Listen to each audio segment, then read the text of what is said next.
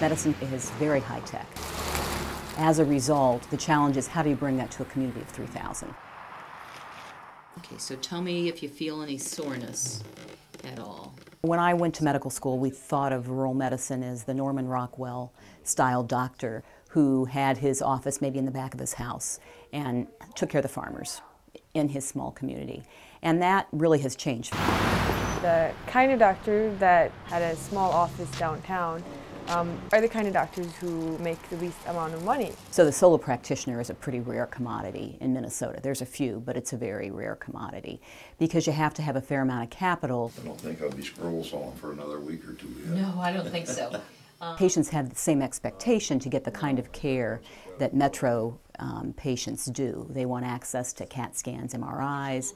They want their physicians to have electronic health records. So how do you bring that to a small community? We'd done some blood work. Your telemedicine capabilities, or like the robotic doctor, are very important to rural areas. It can be simple things like being able to email your doctor rather than coming in for an appointment that is 15 minutes long, driving an hour to get there. It can be video conferencing with your doctor just to check up after a surgery. It can be measuring your blood sugar every day and having the computer send it to your doctor automatically and him receiving an alert if something is abnormal. It is very successfully being used between physicians to talk to each other to consult specialists.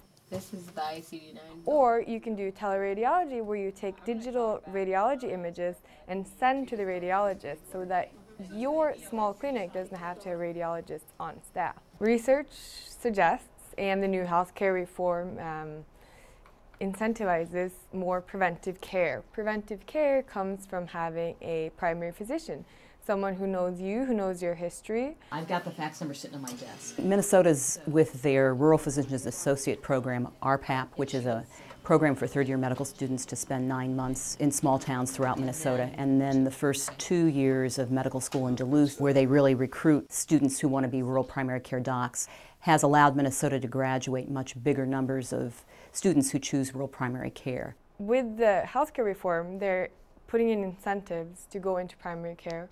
They're making sure that it will be paid a little bit better. Your providers are no longer just physicians, so you also have nurse practitioners and physician's assistants. A lot of people already are getting a lot of their care from physician's assistants or nurses. When you go to see your doctor, you spend maybe 10 minutes with someone doing your intake before you get to see your doctor. If you can use those resources more efficiently, your doctor may have more time to talk to you about your actual illnesses